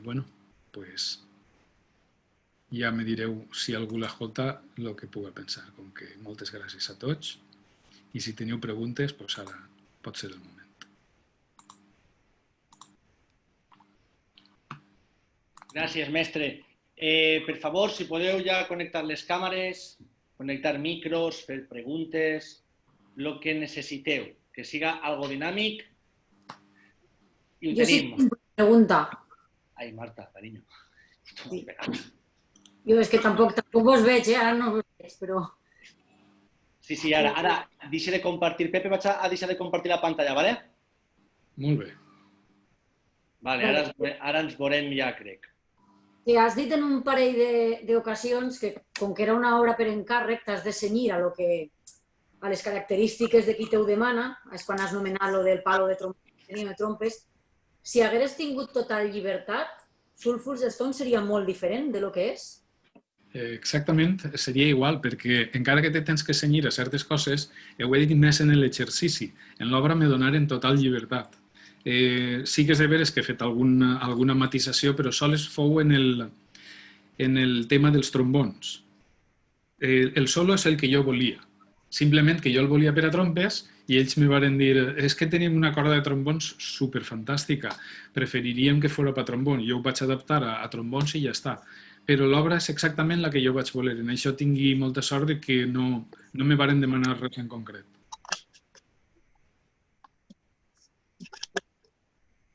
Formulem més. Gràcies, Marta. Sí, jo tinc una pregunta enviada des de Madrid per un percussionista, per Lluís. Que ell em pregunta en el cinquè temps, en el compàs 14, això que comentaves de les llàmines, de la marimba, si hi ha una digitalització específica a l'hora de realitzar el tema, el que té, i la duresa de les baquetes, que tu creus que... Vale, això és la part de la construcció, on dona el tema a la caixa, posteriorment les trompetes i entra la mà. Sí, el compàs 14. El tema de la digitació, normalment a mi me passa una cosa molt curiosa, que és que podria mirar la comoditat de l'instrumentista, però no la mire mai. Per tant, en el jardín d'era que heu tocat vosaltres, és que heu tocat l'ostinato dels clarinets, sabran que és incomodíssima, però exactament és la música que volia fer. Per tant, ahir cada percussionista té que buscar-se la vida, com me passa a mi quan toco en la banda municipal, que tinc que solucionar els meus problemes. No n'hi ha una digitació concreta. I en el tema de les baquetes, si tinguera que dirigir-ho jo, ho decidiria jo. Però m'agrada ser molt obert sempre en que cada director elegisca el so que ell creu convenient. Per què dic això? Perquè no m'agrada ser en aquest aspecte excessivament clàssic, o per dir-ho d'alguna manera, en el bon sentit de la paraula, alemà, no? Perquè si me cenyisc a sempre un concepte mai me sorprenen i a mi m'agrada que me sorprenguen i que m'aporten idees. De fet, tenim la lliçó, la tenim a de pressa en les gravacions que n'hi ha de la consagració de la primavera per Igor Stravinsky dirigint i Pierre Boulez dirigint. I tot el món se'n va a comprar la versió de Pierre Boulez, siguent que l'obra és d'Igor Stravinsky. Per això em refereix jo que jo estic molt obert a les idees que puguen aportar. I tinc que ser molt sincer. D'eixes idees, el 90% no m'acaben de convèncer. Però és de veres que n'hi ha un 10% que me poden sorprendre molt i val la pena arriesgar per aquest 10% que m'aporta aquesta vida en la música, no? Bueno, gràcies. També hi ha una cosa, Mike, que si no hi haguera possibilitat d'utilitzar crotals, quina alternativa creus que seria millor? El crot espiel o vibràfon amb baqueta dura? Si no hi haguera possibilitat, està clar que el crotal seria millor, però si no hi haguera una alternativa? En aquest tema estic en un punt de transició. Me refereix que en això sí que soc purista. Jo he tocat obres en bandes municipals, obres meues, i m'han dit, per exemple, no tenim trombó baix, com vols que faci aquest sí natural que no ix ben el trombó? I en canvi, un si bemol sí, perquè es nota pedal, però en trombó baix el sí natural eixiria de meravella. Va eixir molt mal, no sé què, no el facis. O el tenim o no el tenim, m'entens? Clar. És algo que professionalment és el que crec que es deu de fer. Perquè quan comenci a escriure, la primera hora fou bassa, molta gent, clar, jo estava en els meus penyals. I per què escrius aixina? I per què escrius aixina? Escriu perquè puguem tocar-ho. I és de veres. Quan més còmode i en registres més adequats escrius, és molt més fàcil d'arribar a tot el món. El que passa és que cada un tenim una cosa que dir. I a mi me suposa un problema anar-me encara a un altre costat. No vol dir que no tinga obres fàcils i que estiguen instrumentades de forma còmoda. Però, clar, tinc una temàtica també en tot això. Per tant, el sentit purista, jo no manejaria res, té que ser cròtals i s'ha acabat. Però tot el que està passant m'ha canviat un poc el que n'hi ha, m'entens? Anem a entrar en la dinàmica d'entreguerres que tingué també Stravinsky. En unes obres tan precioses que tenia va tindre que fer reducció piano a 4 mans perquè se pogueren tocar perquè n'hi ha una crisi molt gran. I jo m'estic plantejant també reduir la instrumentació de les meves obres perquè va ser molt difícil que s'ajunten bandes que tinguen tota la platilla. Això no vol dir que estan ahí, no? I que l'essència musical és la que és. Per tant, torne a no banyar-me, me refereix. No és que no vulgui banyar-me, és que la meva idea és tenen que ser cròtals i s'acaba. És igual que me diuen, però per què fiques arpa? Per què fiques en lo complicat que és? Jo no llevaria mai la corda de trompetes o no llevaria mai la corda de flautes perquè tenen el seu segell i tenen el seu caràcter. Per tant, el que m'aporta una arpa o el que m'aporta un piano és fantàstic i meravellós. No puc renunciar a aquestes coses. Ahí ho deixo. Me refereix que ho solucioni com bon home em puga. Molt bé, gràcies. I per acabar, no, tampoc vull copar tot. Al final, algo que sí que m'ha fet més amic, al final del tercer temps, el solo de clarinet, són 2 veus de clarinet, que jo entenc, que és un only one 1 i un only one 2. Començaria el 1 fent el motiu sincopat al principi i el 2 entraria amb l'escala de les fuses, no? Està repartit perquè se facin 3 dos soles. El que passa és que vaig assegurar-me perquè sí, tens en els 4 compassos últims, tens el que comença, se queda en la redona i començaria el segon en les fuses. I és el segon el que acaba?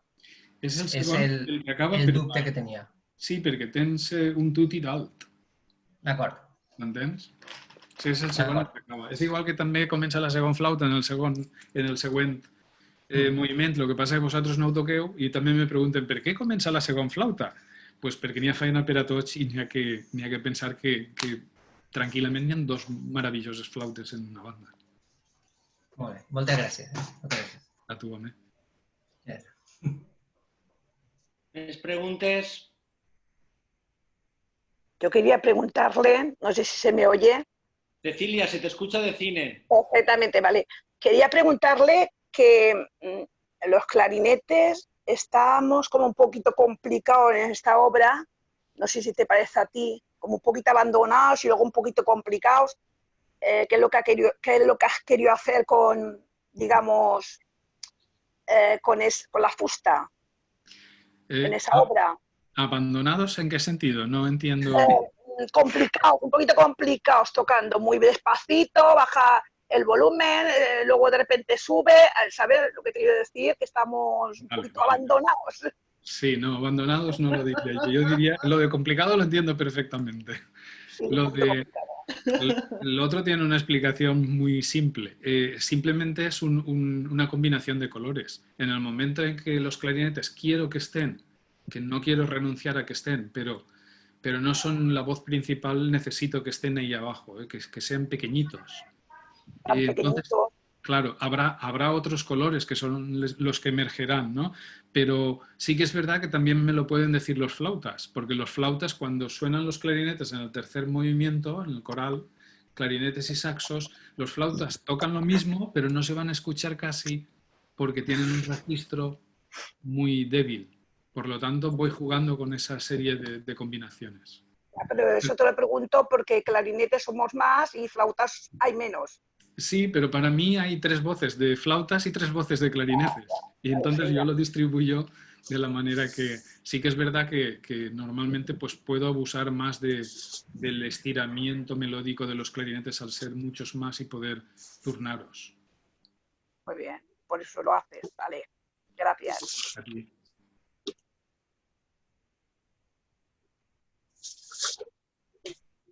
Hauré més preguntes per ahí.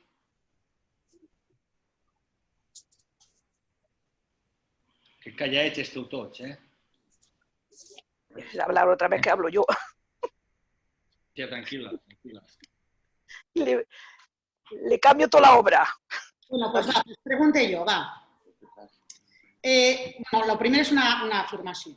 El fet d'haver triat el violoncel com a un instrument que representa l'ànima és totalment un encert. Jo soc violoncel·lista i, per tant, per a mi és ideal enteraros todos de cuál es el mejor instrumento del mundo.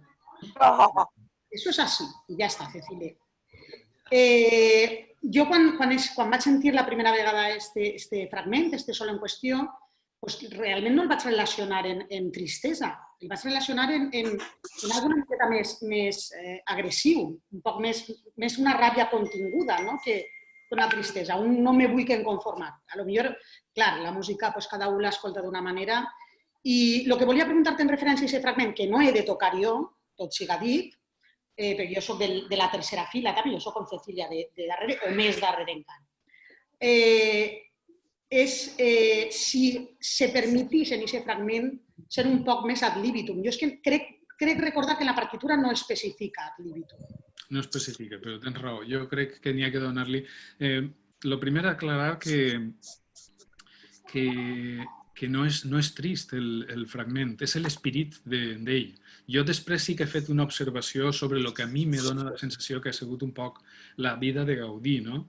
Jo personalment la trobo trista, però el sentit del solo no va per la tristesa, va per la passió i va per l'esperit de la força que l'home té per a construir una cosa tan enorme com eixa i en unes característiques tan especials. Per tant, se queda soles i el que fa és donar tot un empuix de musicalitat. Òbviament, la creativitat, el que és aportació a millorar el que són unes notes escrites, sempre és benvinguda. Per tant, el donar-li un caràcter particular jo crec que seria positiu, però també és de veres que no n'hi ha que caure en l'exageració. I aquí som més dramàtics que altres, això és... I després està és que fem el que podem en el que tenim. Per supost, i d'agrair és per a tots. Però me refereixo perquè n'hi ha vegades que m'he trobat no en peces meues, però sí d'altres compositors que els mateixos compositors m'han dit no conec la meva obra. Tant l'han variat que al final resulta que n'hi ha un marge de mobilitat que depèn de cada un com el veja, però n'hi ha que ser respectuós i al mateix temps n'hi ha que sentir-se lliure de poder aportar idees. Molt bé. Després m'ha paregut també molt il·lustratiu el del fet d'utilitzar paraules per a composar. Això me sona a Bach, quan escrivia ell d'aquesta manera, utilitzant i jugant un poc en els... Suposo que és un recurs prou més habitual, donat que tot està inventat ja, o quasi tot. M'ha paregut molt interessant. Suposo que a la gent jove això igual ni li sona, el poder fer aquests jocs de paraules amb la música està molt bé.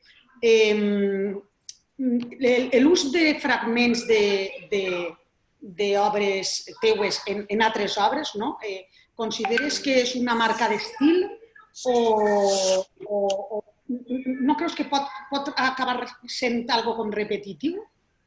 Això que quan escoltem Los Planetes ja has escoltat tota la música de John Williams, ja has escoltat, no sé, al final acaba tot remuntant-se a algo que ja estava ahí, no sé, és una pregunta un poc capciosa, la veritat.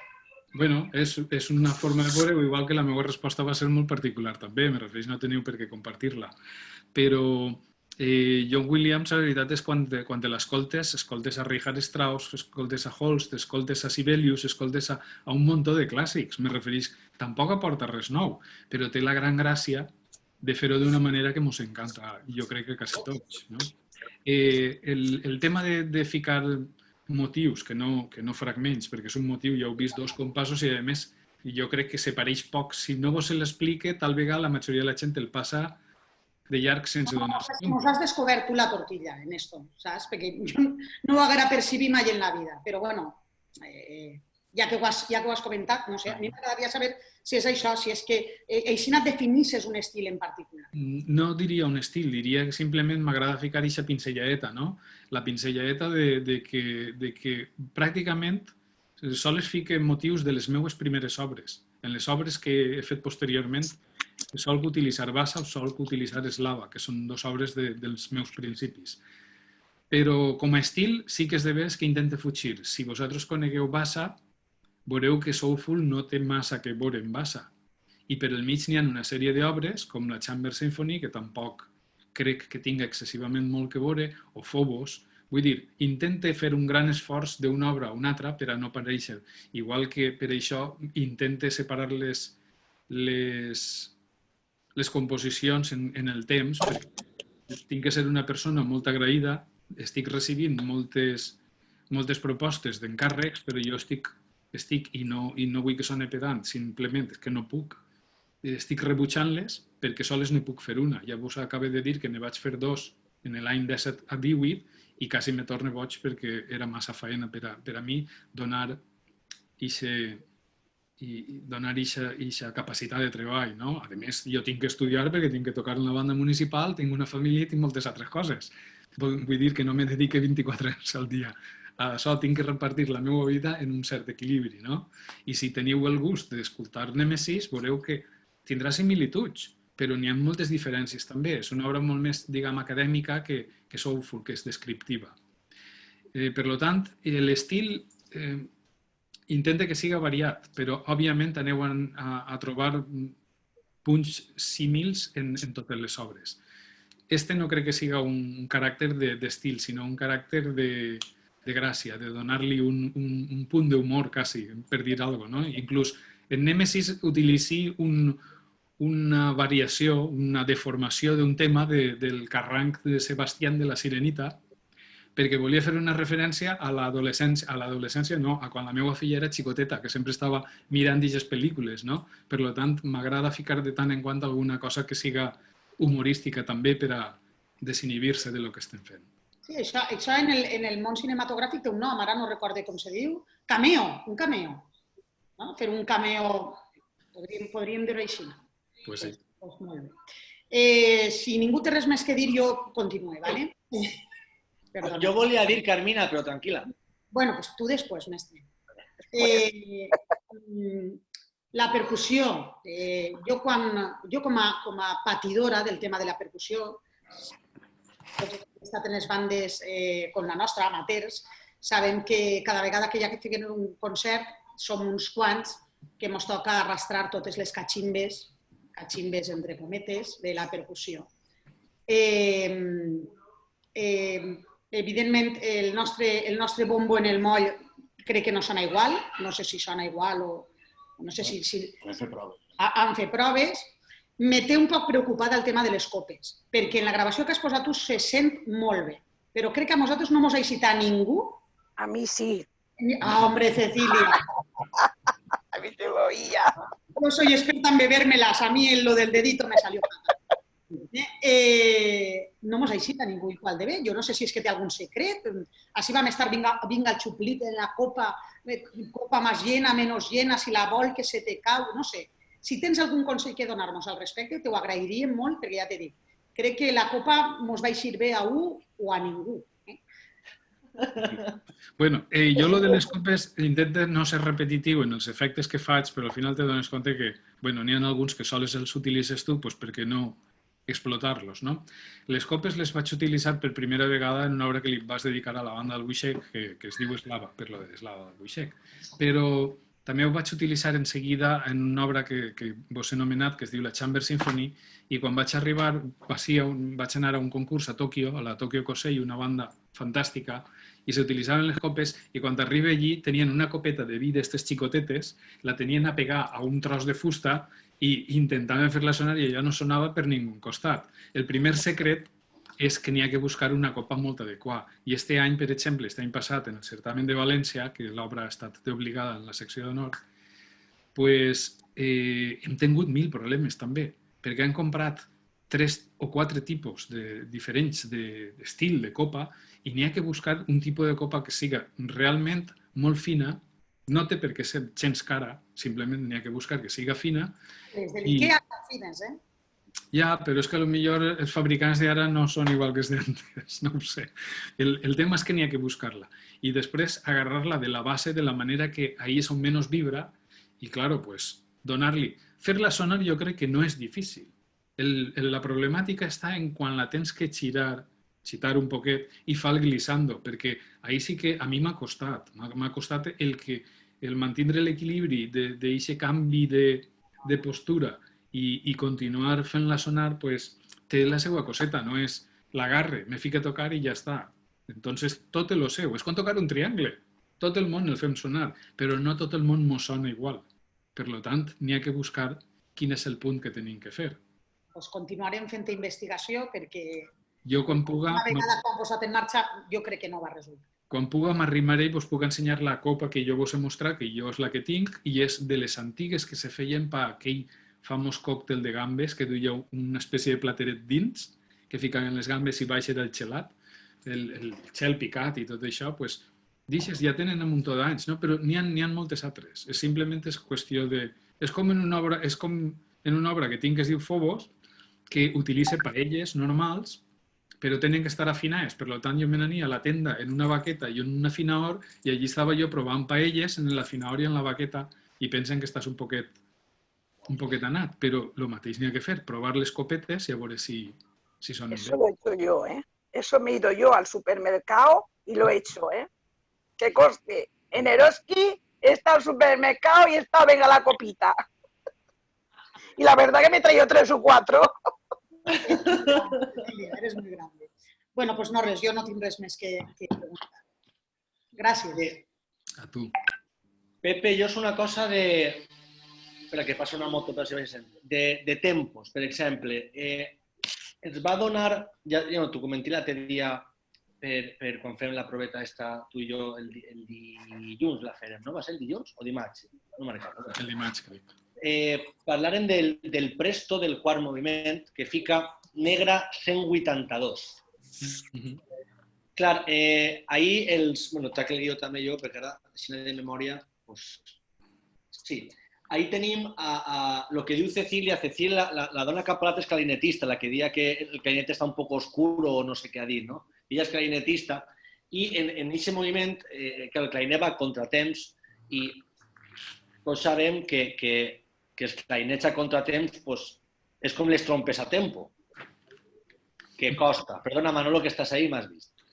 Aleshores, sí que parlant en directors i directores que han fet l'obra, me donaven un consell que era, vam parlar de començar un poc més lento, de 182, i donar-li velocitat al final. La pregunta és si hi ha gent que és més compositors, escriptors, que són molt puristes en els tempos i si posa negra 182, ha de ser negra 182, i altres que no, bueno, que més que tot és caràcter més que a lo millor tempo.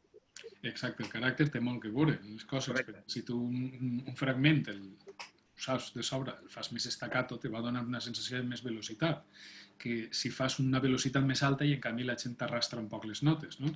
Molt bé, si te fijes en quasi tots els jocs, per no dir en tots, jo quan fique la forma gòtica, el presto, per exemple, en aquest cas, la nota sempre té un aproximat, la C, o la C o la CA.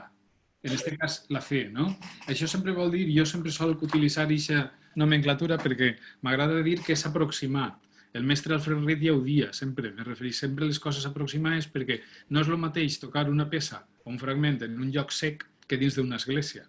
Llavors, te tens que adequar i tu, com a responsable, eres el que vas a prendre aquestes decisions, no? També és de veres que no és el mateix que te fiquen l'orquestra de Sagunt en tot el meu carinyo que te fiquen la Filarmònica de Berlín.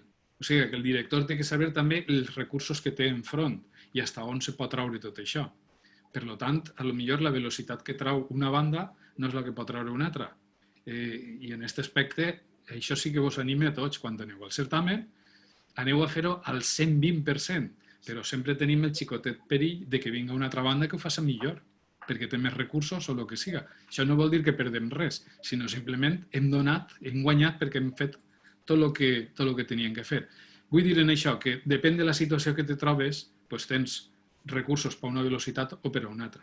Jo sí que torno a insistir, i això sí que vull dir-ho davant de tota la gent, que t'ho vas dir a tu, però m'agrada dir-ho davant de tots, que moltes vegades, quan escrius, jo escric per 3 veus de clarinets, però no escric ni per 6 clarinets ni per 60 clarinets. Això és un complementari de depèn de la banda que estiga.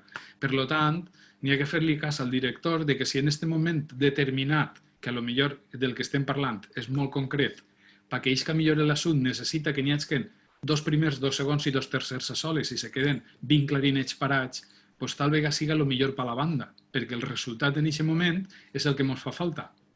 I si n'hi ha 8 trompes, doncs potser toquen 4 trompes, perquè és un punt intimista i, a més, molt complicat de traure. A les dues bandes de secció d'honor que tocaren en el certamen de València se deixaren la pell en aquest tros, perquè els costava un muntó. I els vaig donar la mateixa solució. Dic, no és precisament tindre que tocar tota la banda en aquest moment. A lo millor és una banda reduïda i en el moment de tutti és quan ja se pot agarrar tota la banda. I aquest és el meu pensament, però, com he dit, sou lliures d'aportar el que cregueu. Gràcies, mestre. I una altra cosa també, perquè me preguntaven molts per els temes del final de l'obra, en el final A, B, C, D, no? Tot això. Això ha sigut a elecció meua. Jo te dic el que elegir, perquè hi ha molta gent que me toca repetir, no sé si va ser 240 voltes, perquè, claro, entonces, el A, bueno, jo crec que vaig fer, si no m'equivoco, ho tinc apuntat, A más B más C i un fortepiano en el final A. I vas decidir el final A del fortepiano perquè, si no m'equivoco jo, el final B crec que té la segona afegida, no? Sí, n'hi ha unes diferències molt sutils, molt xicotetes. Sí, crec que està la segona afegida, si no m'equivoco jo, no me'n recordaré, crec que saxos pot ser que la tinga, i trompeta o 3 o 4, crec que és. Sí, senyor, i n'hi ha una sexta també, probablement. Correcte. Aleshores, no n'hi ha problema en fer 4 finals, se pot fer com tu vulguis. No n'hi ha problema. Tu pots elegir per a combinar el resultat que millor t'avellisca a tu. Igual se pot quedar excessivament llarg que se pot quedar excessivament curt. A veure, jo crec que es quedava llarg, però jo tinc la meva teoria d'això. Vull dir, el final A és l'acord tríada. El final B té les notes afegides. El final C té el piano fent, igual que els clarinets, igual que el flauta, igual que la flauta 2. Fent el era un poc, tindre 3 finals diferents, que ara acabar en un fortepiano, és el que dic, en València n'hi ha que acabar fortepiano. I n'ha d'acabar així, un certamen, no se pot acabar en 3 pes.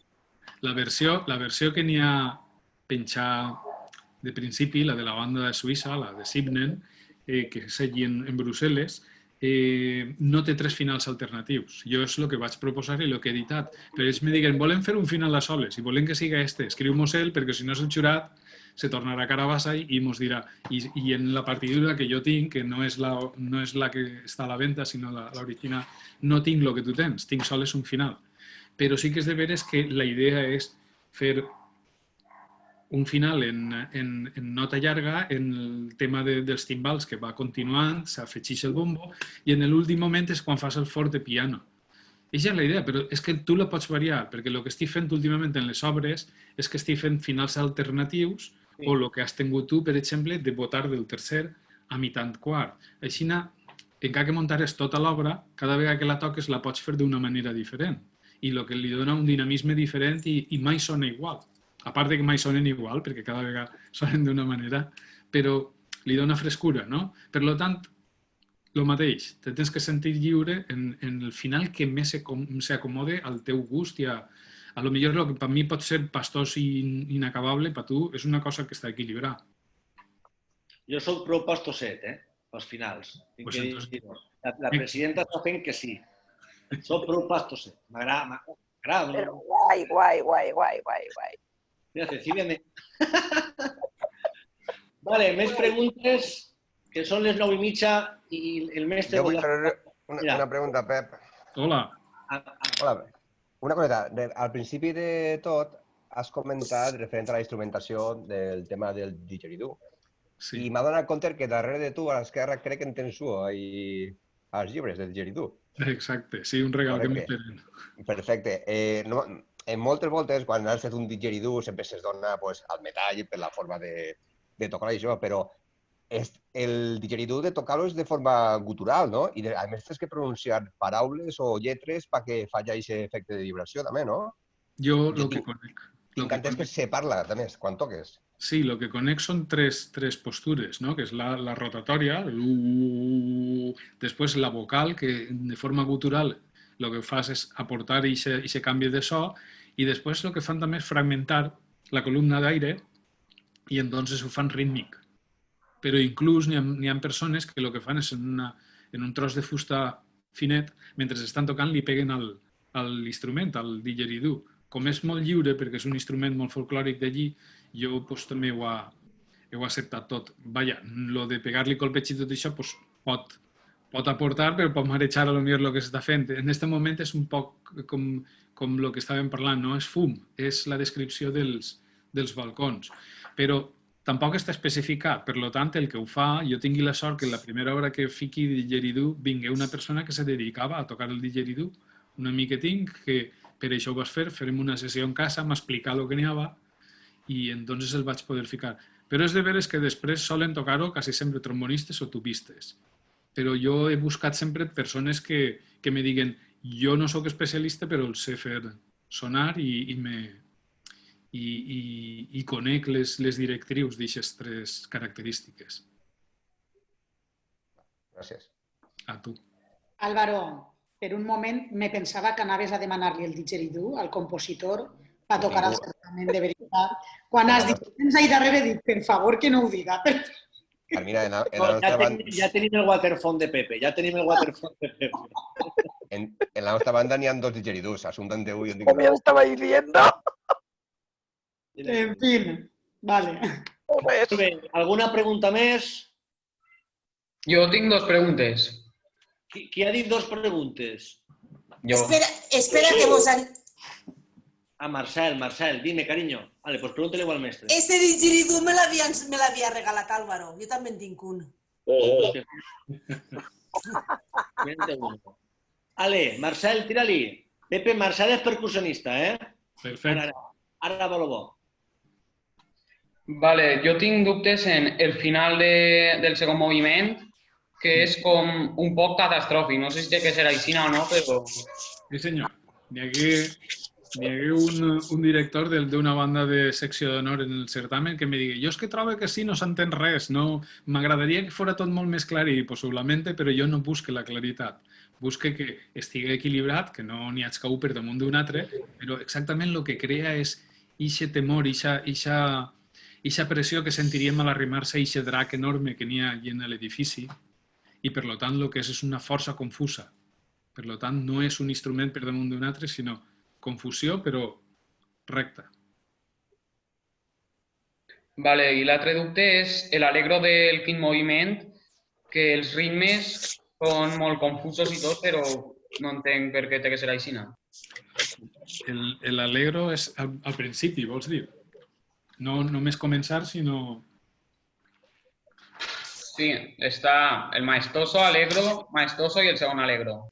Compàs número 11.